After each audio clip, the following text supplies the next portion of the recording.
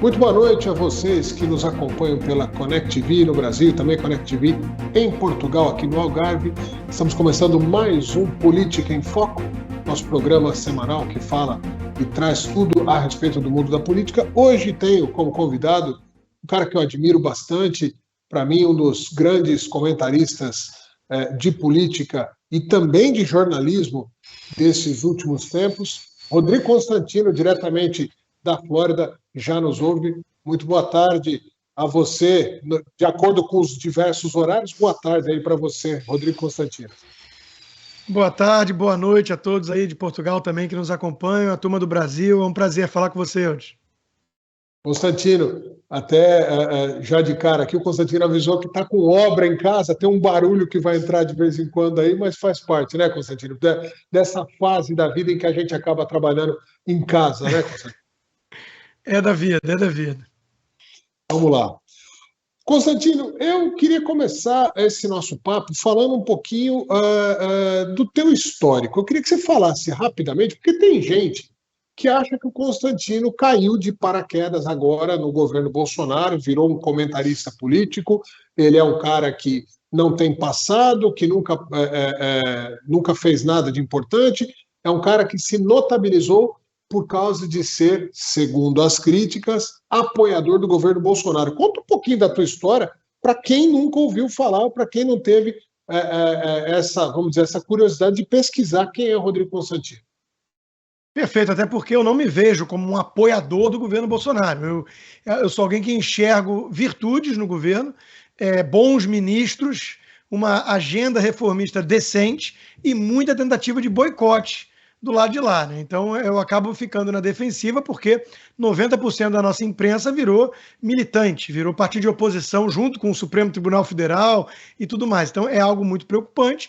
Eu me vejo aqui no papel de defender até a democracia daqueles que se dizem democratas e querem usurpar a democracia. Mas o meu histórico é longo, né? Até como comentarista, mas na verdade eu sou um economista. Eu não sou jornalista, me formei em economia na PUC do Rio, fiz MBA de finanças no IBMEC e trabalhei vários anos no mercado financeiro, inclusive tendo Paulo Guedes como chefe por 6 anos.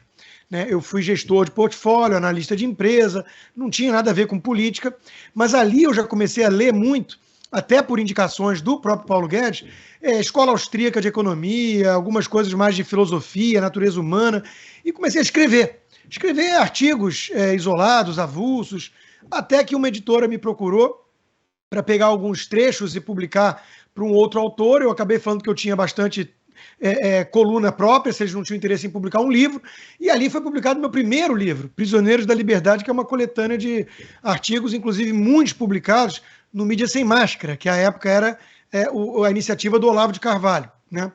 E aí a coisa foi crescendo. Eu fundei o Instituto Millennium, também ali por indicação do Paulo Guedes. Eu sou um dos membros fundadores do Millennium.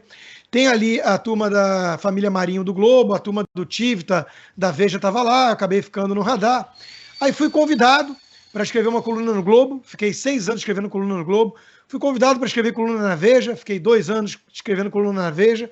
E aí foi, né? Eu assumi a presidência do Instituto Liberal e acabei migrando do mercado financeiro para essa vida de militância mesmo, né, da causa liberal, que com o tempo foi virando mais liberal conservador à medida que o meu viés se tornou mais conservador.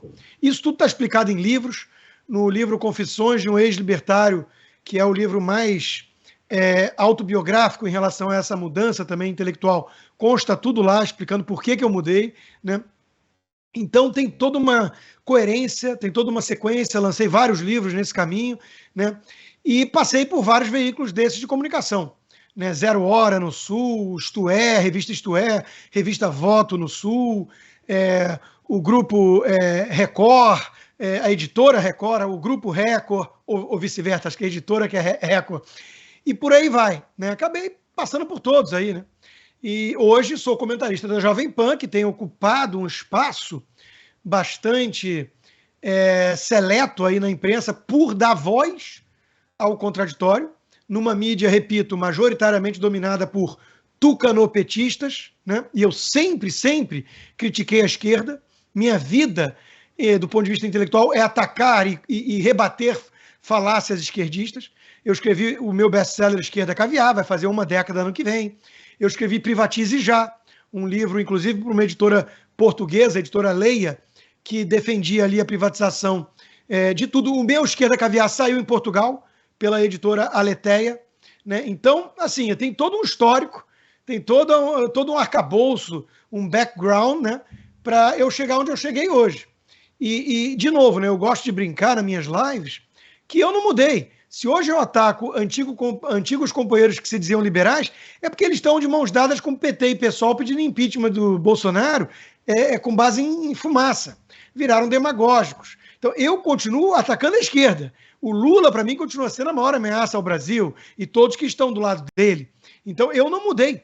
Só que muita gente que bancou o antipetista ali em 2013, 14, 15, pedindo impeachment e tudo, acabou se mostrando, né, antipetista até a página 3. Eles queriam só o poder do PT, mas eles estão lá hoje de mãos dadas a toda essa turma que se diz terceira via e que na prática acaba de alguma maneira defendendo mesmo a volta do Lula, né?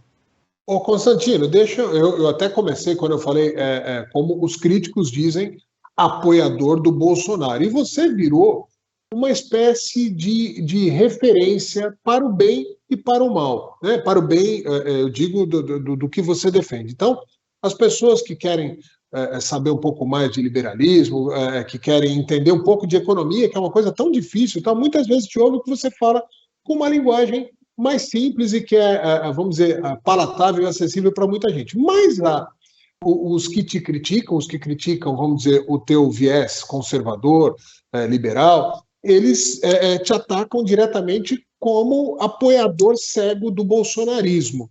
E muitas vezes, nas suas falas, você faz essas críticas pontuais, tal. Você acha que eles continuam te criticando dessa maneira por não compreenderem o que é ser livre para fazer críticas pontuais e apoiar, vamos dizer, o bem maior, ou porque eles fazem isso por uma maldade, por uma questão de perseguição mesmo? E aí eu faço essa pergunta para que você inclua na resposta os seus pares, né, os nossos pares da imprensa. Não, é uma boa questão, porque eu acho que tem de tudo. Eu acho que a minha maior crítica a essa postura militante, né, tem sido a de que essa turma toda que se dizia liberal não teceu críticas construtivas ao governo. Eles passaram a demonizar. O melhor exemplo é o que estão fazendo já com o Tarcísio de Freitas. Quer dizer, é um ministro sério, técnico, acima de suspeitas em relação às entregas, em relação ao trabalho em prol do país, e até mesmo o Tarcísio já é demonizado por turminha do Partido Novo, MBL e companhia. Quer dizer, ficou muito claro que o objetivo ali é tirar o poder do Bolsonaro e ponto. Então isso para mim não é sério, isso para mim é disputa de poder. Eu não participo de disputa de poder, eu não quero poder, eu não sou filiado ao partido, eu não sou concorrente de cargo eletivo algum e nem tenho pretensão. Eu sou um comentarista que quer o bem do Brasil, como eu entendo que poderia ser possível por meio de reformas alinhadas àquilo que eu defendo, claro. Então, quando eu comecei a perceber essa postura de, em vez de criticar o presidente, demonizá-lo, quando colocaram cada morte na pandemia na conta do governo federal, ignorando a Argentina ao lado, ignorando o mundo, eu achei aquilo tão baixo, tão sensacionalista, e eu vi essa turma fazendo isso. João Moedo, do Partido Novo, um partido que eu ajudei a criar, dar uma roupagem mais filosófica e que fui filiado. O único partido na vida que eu fui filiado contra a vontade. O Amoedo me convenceu, eu falei, não quero ser filiado a partido nenhum. Ele falou, não, é muito importante também, com ações, apoiar o projeto. Eu falei, tá bom, me filiei e me arrependo. Porque essa turma de política e partido, eles têm projetos pessoais. E na mídia, infelizmente, o que eu descobri, é muito duro, são nossos pares aí, mas é a maior quantidade de pena de aluguel por metro quadrado que eu já vi. É muita gente ali que tem o viés ideológico, são esquerdistas e se acham imparciais, né? Eu não escondo que eu venho de um arcabouço filosófico, eu sou um liberal conservador, eu não escondo. Eles não, eles ficam repetindo. Eu não sou nem de esquerda nem de direita, eu sou imparcial, jornalista, eu observo o fato. Isso é conto da carochinha. E essa bolha que tinha uma certa hegemonia, ela foi estourada pelas redes sociais. E eles não estão sabendo conviver com isso. Então tem o desavisado. Eu entendo também uma coisa. Eu poderia criticar mais o governo Bolsonaro ou a postura do presidente? Poderia sim. Só que tem uma outra coisa também. 99% está lá procurando casca em ovo e quando não encontra, inventando. Fazendo militância baixa, né? Aí você vai querer, por ser aceito como imparcial pelo grupo, acender vela para esse tipo de postura e pegar carona nessas críticas para poder simular que é totalmente imparcial. Eu não preciso jogar esse jogo. Todo mundo sabe o que eu defendo, todo mundo sabe que eu faço críticas eventuais ao presidente ou ao governo, mas nós estamos num ambiente onde essa turma toda quer derrubar o presidente a qualquer custo e colocar no lugar, nem que seja o ladrão do Lula. Aí não, aí a gente tem uma divisão meio binária, está polarizada a eleição. A política acabou indo para uma bifurcação. E aí eu vou manter a postura de que é muito fácil fazer essa escolha, com todos os defeitos que eu possa enxergar no presidente ou no seu governo. Então, a minha postura acaba sendo muito mais por conta disso. Já está todo mundo batendo de forma indevida, desonesta, porque quer a volta do ladrão. Eu vou ficar aqui tendo que acender vela para essa turma? Não. Então deixa xingar de bolsonarista, que para eles é xingamento. Eu não ligo, eu sei que eu não sou. Quem me segue sabe que eu não sou. Mas hoje, do ponto de vista de escolha político-eleitoral, está muito claro que é isso mesmo. Quer dizer, não enxergo uma terceira via de fato no país e viável. Todos esses são tucanos, com os seus 50 tons de vermelho, dissimulando uma imparcialidade e criando uma equivalência moral forçada entre dois extremos que não existe. De um lado temos um corrupto socialista. A primeira vez que eu ouvi alguém falar a respeito do Teatro das Tesouras foi você. Acho que era legal você até entrar um pouquinho mais nessa tese e continua no toninho de raciocínio. Não é isso, exatamente isso, porque existia há alguns anos atrás uma hegemonia na imprensa onde todos são, ou quase todos eram, né, tucanopetistas. Então tinha lá um jornalista mais tucano, tinha um jornalista mais petista, mas todos eles social-democratas ou socialistas. E todos eles progressistas, entre aspas. E tinha também essa mesma hegemonia quase na política. Então o advento das redes sociais estourou essa bolha, chacoalhou essa realidade e expôs ao mundo que isso era um jogo de carta marcada, era um jogo de cena. O José Serra e o Lula se pegando numa eleição e se agredindo mutuamente é uma disputa de primos, quiçá irmãos gêmeos heterogêneos, né, pelo poder. Mas o Serra já assina requerimento de CPI para gerar palanque para o Lula e para o senador Randolfo Rodrigues em relação ao MEC. O Serra já se disse alguém mais à esquerda que o PT. O Serra sempre foi comunista a vida toda. Então, essa era a direita no Brasil? O Alckmin, que agora está lá colado com Lula, essa era a direita no Brasil? Claro que não. Nunca foi. Mas, para a percepção geral e de todos os jornalistas, era. Então, a estratégia das tesouras é justamente porque você cria uma falsa direita para fingir que há uma disputa de poder entre as duas forças políticas ali, uma disputa mortal, onde, na prática, o que existe é uma tranquilidade, sabendo que quem perder pode perder boquinha, pode perder privilégio, cargo, mas a essência da visão de mundo, da ideologia defendida por eles, está garantida. É um jogo de esquerda entre esquerdistas. E hoje ainda dentro desse raciocínio da esquerda entre esquerdistas e até de uma tendência que a gente vê no mundo. Eu vi ontem um vídeo que você fez falando do primeiro turno da França, em que você faz críticas duras a Le Pen, mas isso os nossos pares fingem não assistir. Você faz críticas duras, mas resgata ali os bons valores do nacionalismo.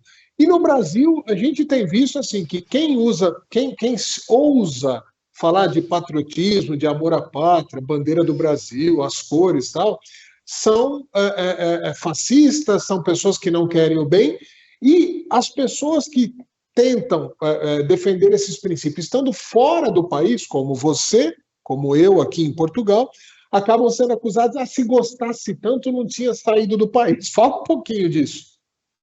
Isso é besteira, mas a segunda parte, mas a primeira parte é muito importante, né? Veja, a minha tese, inclusive no livro Confissões de um Ex-Libertário, é de que o pêndulo progressista extrapolou.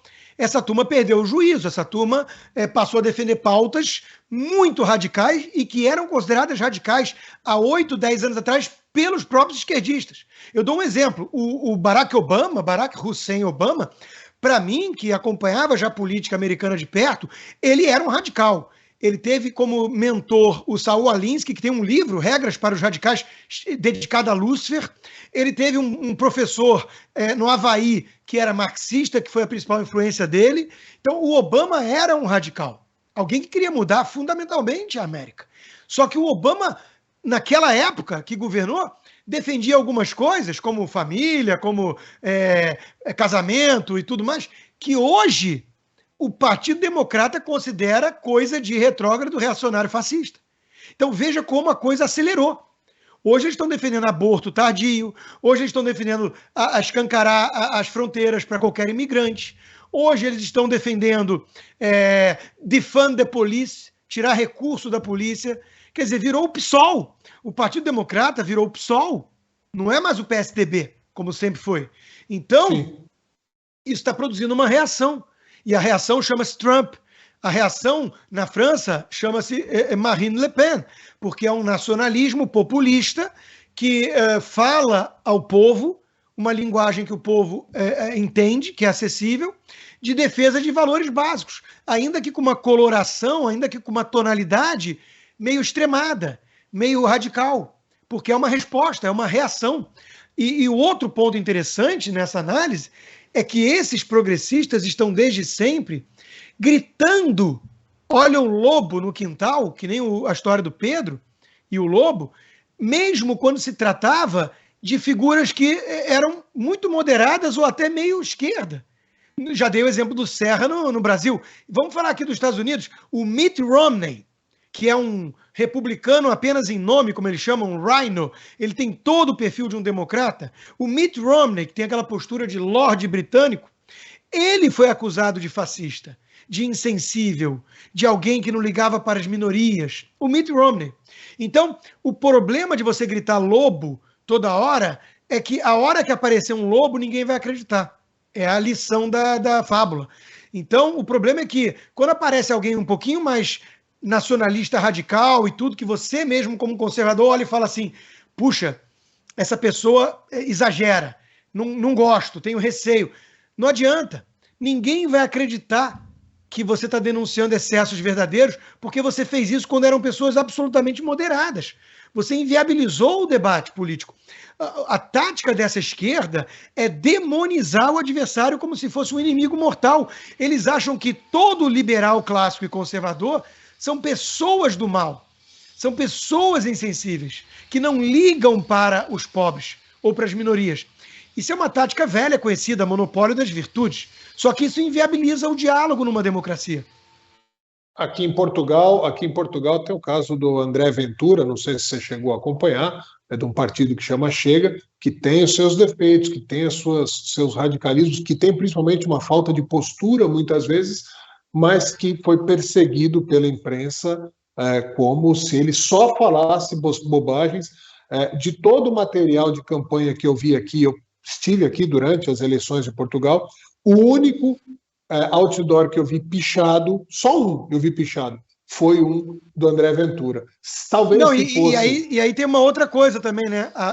Eu desafio quem está nos acompanhando a encontrar na imprensa, na velha imprensa, a expressão extrema esquerda. Não existe. O sujeito pode ser um invasor de propriedade, pode ser alguém que taca fogo em bandeira de Israel, pode ser um cara que defende a ditadura do proletário. Esse cara é esquerda. Agora, qualquer um à direita dos tucanos é logo chamado de ultraconservador ou extrema-direita. Quer dizer, é um jogo ridículo. Só que as redes sociais permitiram que cada vez mais gente se desse conta desse jogo ridículo. até um fato recente, a história do Oscar lá, que é uma coisa para elucidar, para ilustrar um pouco, todo mundo, a esquerda bugou, né? Porque ela não sabia quem ela defendia, se ela defendia o Will Smith ou Chris Rock, ficou uma loucura. E aí eu puxei na internet, tem um programa que chama Roast, nos Estados Unidos, o Constantino com certeza conhece, onde humoristas vão lá para chincalhar uma personalidade. E contra o Trump, né, quando convidaram o Trump, foi assim uma humilhação das mais pesadas que eu já vi, e eu não me lembro de ter ouvido uma voz de qualquer lugar da imprensa dizendo que, não, mas ali houve exagero. Imagina se o Trump levanta e dá um tapa no rosto de alguém durante aquele programa. Ô Consta, mudando de patamar, mas ainda falando filosoficamente, você tem defendido mais recentemente, pelo menos do que eu acompanho o teu trabalho, você tem falado muito assim, gente, nós temos que entender que existe sim gente má, não é circunstancial. As opiniões das pessoas não são meramente crenças pessoais e que elas acreditam que vão fazer o bem. A gente tem que acreditar no mal para a gente poder fazer o bem. Você realmente acha que tem pessoas aí que estão disputando o poder, que querem chegar ao poder no Brasil com má intenção, que querem destruir o Brasil, que são más na sua índole?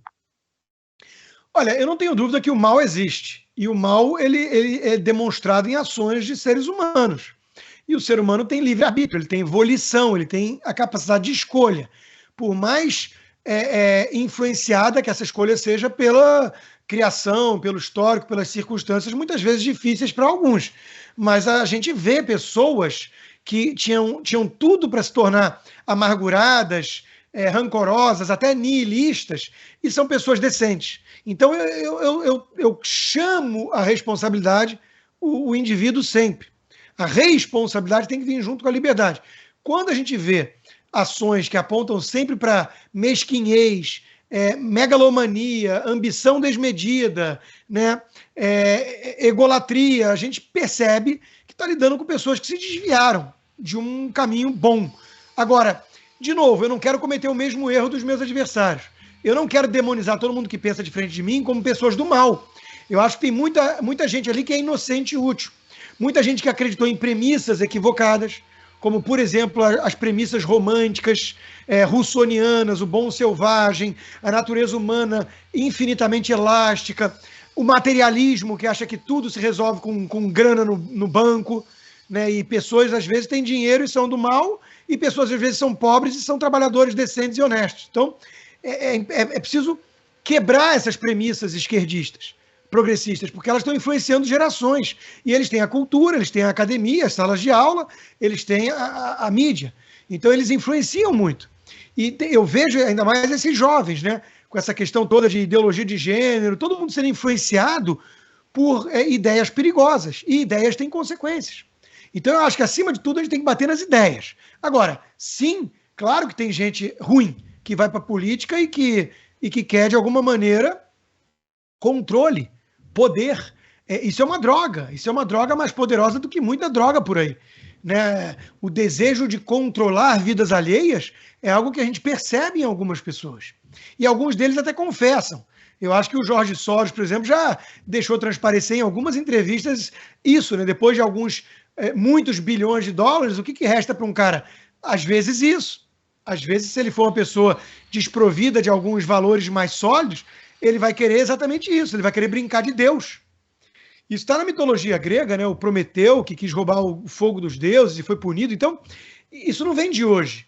Então, eu acho assim, a gente tem que apontar para comportamentos malignos, equivocados, acreditar que a maioria tem escapatória, tem salvação, digamos assim, porque são pessoas que estão acreditando em valores equivocados e com isso, agindo como massa de manobra de forças maiores, né?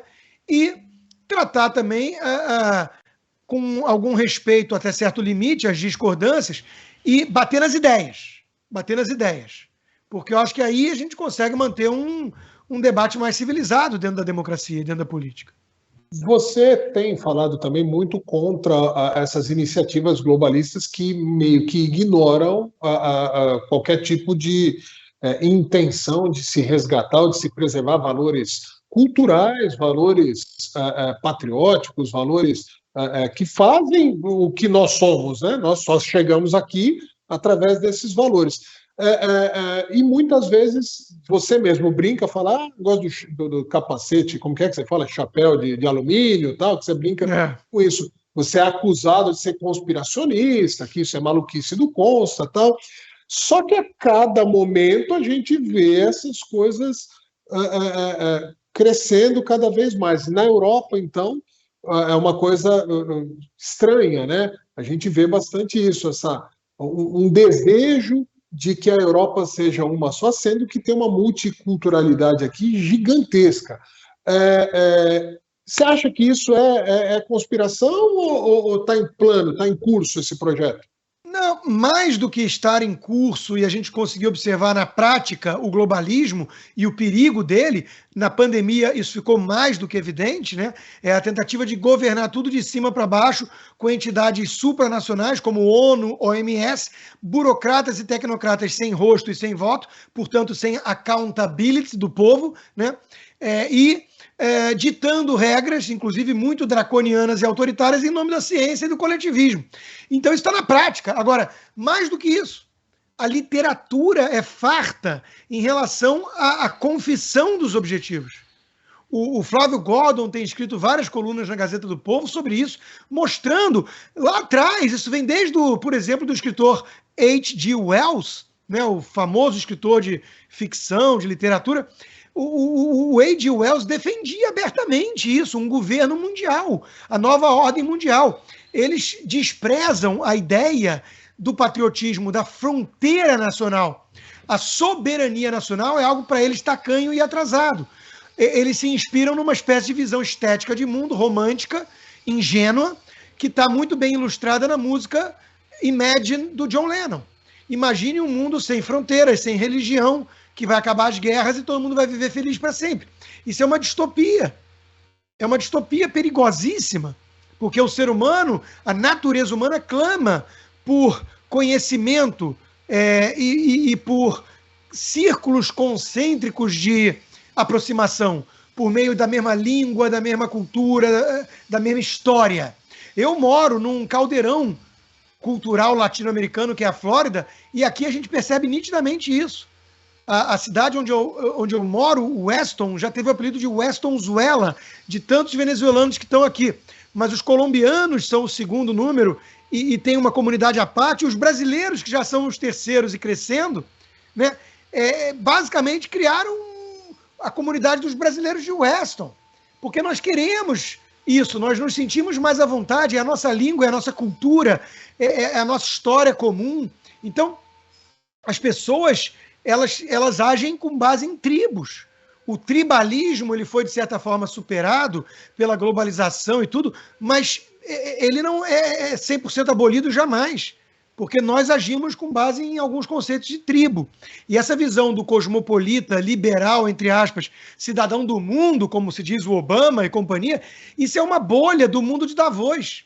A bolha cosmopolita da elite californiana fala a mesma língua da bolha do Brasil, talvez de São Paulo, ou da Índia. Mas esses não falam a mesma língua dos seus respectivos povos. E eles desdenham esse povo, eles demonstram desprezo, eles acham que o povo é ignorante, tacanho, fascistoide, porque tem esses valores que vovó ensinou, porque ainda acham importante a pátria, porque acham importante a decência e alguns valores ali que são transmitidos e sobreviveram ao teste do tempo. É a sabedoria dos antigos. Eles são revolucionários, eles querem fazer tábula rasa de todo esse legado civilizacional. A civilização existe para domesticar o homem. O homem jogado à própria natureza é uma besta selvagem. Então veja que a discussão remete de novo a Thomas Hobbes versus Rousseau. E eles estão todos lá abraçando a utopia russoniana, o bom selvagem e blá, blá, blá. É uma visão de jardim de infância. Não é à toa que Edmund Burke chamou o Rousseau de filósofo da vaidade. Eles fazem palestras, eles gostam de escutar a própria voz e pensar como eles são maravilhosos. Vide o caso do ministro Barroso, o mais jacobino dos ministros, o mais pavão dos ministros, o mais iluministro, como a gente brinca, porque se considera iluminado, ungido. E ele deu uma declaração esse dia: nós somos do bem, precisamos derrotar eles que são do mal. Do mal. E nós somos muito poderosos, porque nós estamos do lado do bem. Ele que acha que João de Deus é alguém com poder transcendental. Ele que acha que Cesare Battisti, um assassino terrorista, era inocente. Esse camarada se enxerga como alguém que bateu ali os raios do sol da razão com R maiúsculo na sua torre de marfim, e ele precisa, abre aspas, expressão dele, e mais de uma vez, empurrar a história. Esse cara que devia ser guardião da Constituição, ele quer empurrar a história, porque ele é um revolucionário jacobino. E isso é muito perigoso, é uma religião política, uma religião secular, uma seita ideológica, para ser mais preciso. Ô Costa, quem é mais perigoso? Alexandre de Moraes,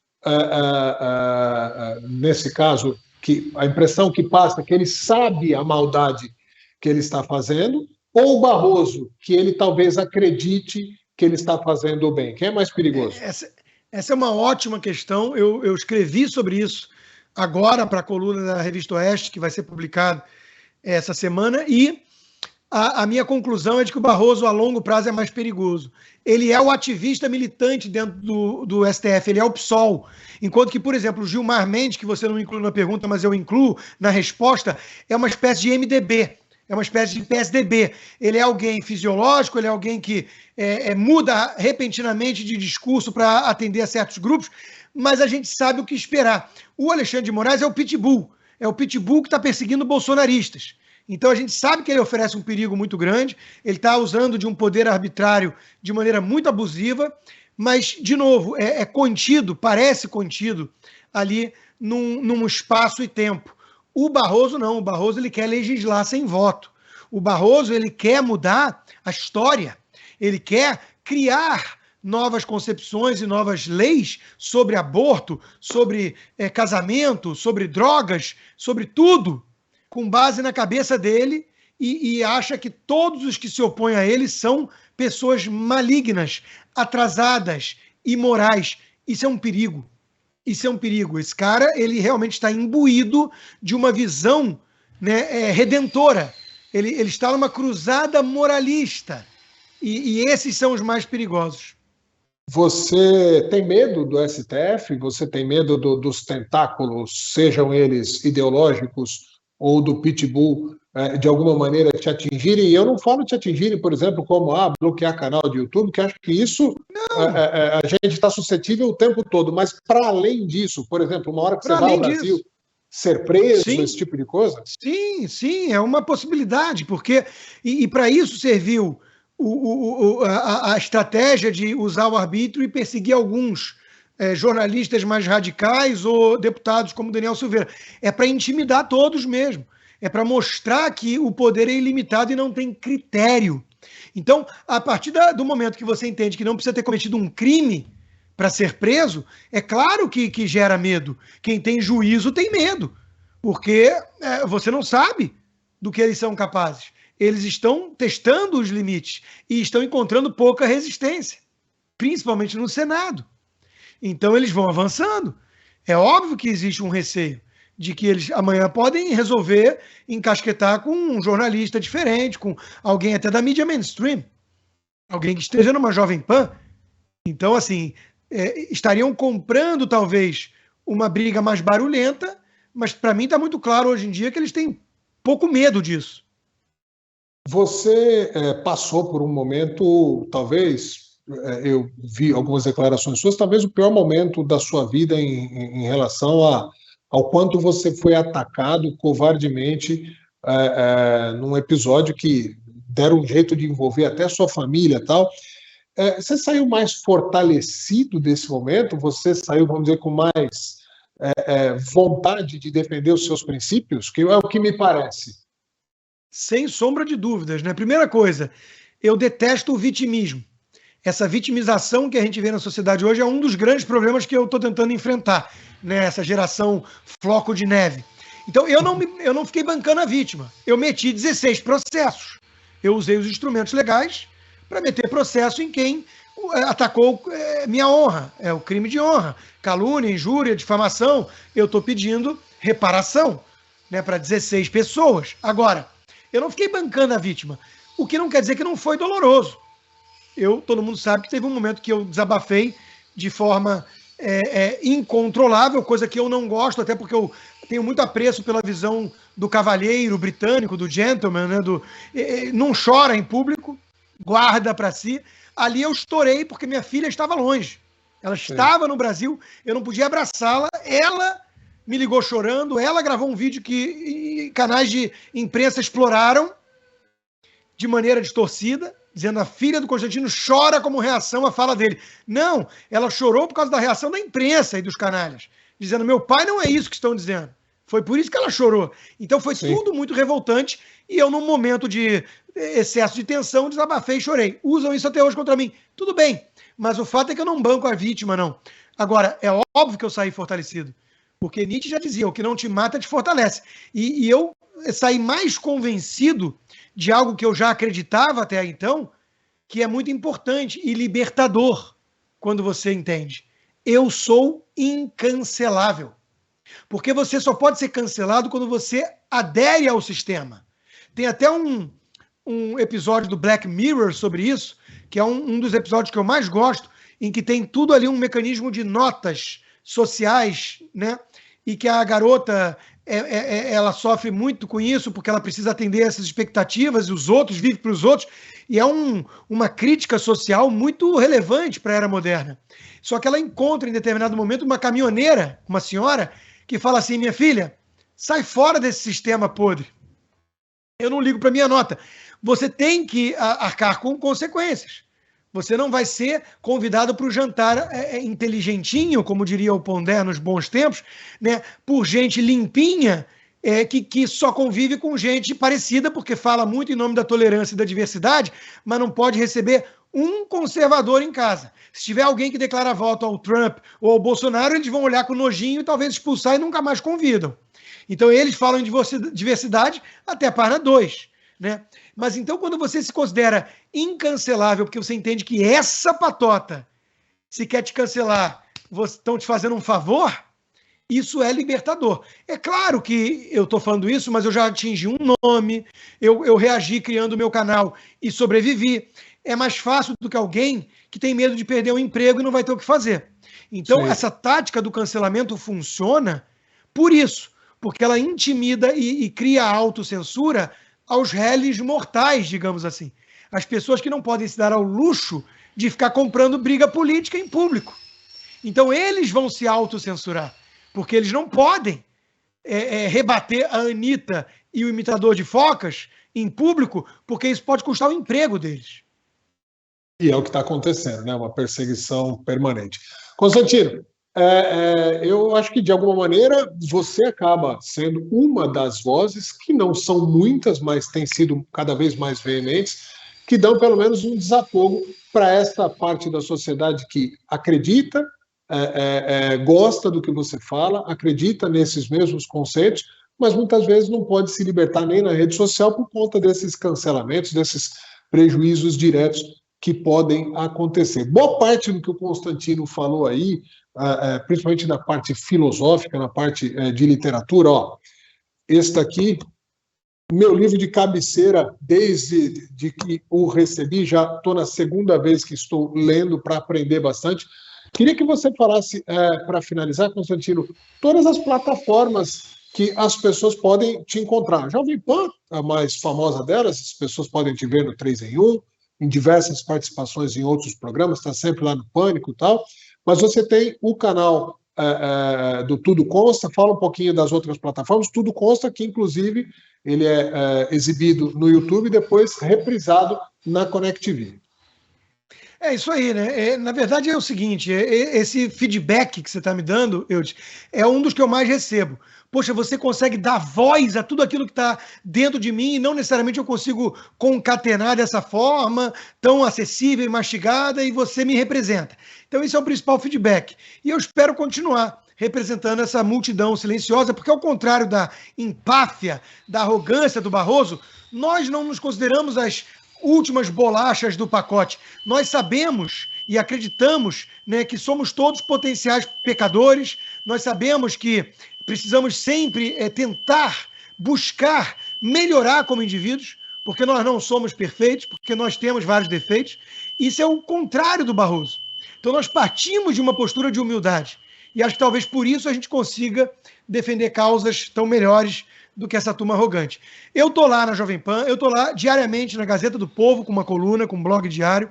Eu escrevo para o Notícias do Dia, principal jornal de Santa Catarina, Revista Oeste semanal, Diário de São Paulo, em São Paulo, e tenho meus canais. 1 milhão de seguidores no Instagram, Rodrigo Constantino 1976, onde tem um aspecto mais pessoal, onde aparece meu filho de vez em quando, eu tocando bateria, umas coisas, uma pegada mais o Rodrigo por trás das câmeras, o Rodrigo nos bastidores, né?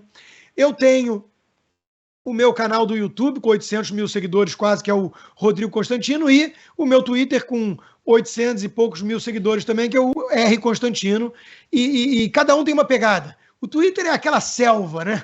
Eu chamo da Cracolândia das redes sociais. Eu sei jogar o jogo. Então lá não tem conversa, né? Lá é bateu, levou, lá é chute na canela, mas é divertido. Tem gente que gosta. É um pouco tóxico, de vez em quando é bom se desintoxicar, mas está lá, né? E tenho também o meu programa de patronos, que é quem quer me dar esse apoio, inclusive financeiro, para manter total independência, inclusive a qualquer microfone que seja, que é o www.rodrigoconstantino.com. E aí eles podem estar participando, inclusive, de uma forma muito mais direta, em grupos de WhatsApp comigo, que é um grupo muito ativo, de lives exclusivas e apoiando a minha live Tudo Consta nas sextas-feiras, 14h. É isso. Pouca coisa. Pouca coisa. E o Tudo Consta, ele vai à sexta-feira ao vivo no YouTube e sempre na semana seguinte, no início da semana, a gente reprisa na Connect TV, uma parceria que a gente está há algum tempo aí. Constantino, eu quero agradecer. Você é sempre muito gentil no trato, tem sido um grande parceiro. Espero recebê-lo muito em breve aqui em Portugal. Vamos programar uma viagem dessa para um lançamento de livro, para alguma coisa. Quero que você faça as suas considerações finais. Eu vou para Portugal com o maior prazer, fui uma vez apenas, mas adorei, né? E foi um prazer o bate-papo, é isso aí. Eu acho que quanto mais nós pudermos levar esse tipo de mensagem Brasil afora, né? Mais gente que ainda está de alguma forma ali dormindo ou sendo enganada, ludibriada por alguns oportunistas de plantão, pode despertar, pode acordar. Então essa é a minha missão, é aquilo que eu me propus a fazer na vida e graças a Deus eu posso, inclusive, viver disso, né? Então, para mim, é uma combinação muito feliz e não vou desistir do Brasil. Tem muita gente que, pegando o gancho naquilo que você disse, né? Você mora fora. Meu patriotismo continua muito vivo e eu luto muito para que o Brasil possa melhorar. É isso. Muito obrigado a todos e até a próxima.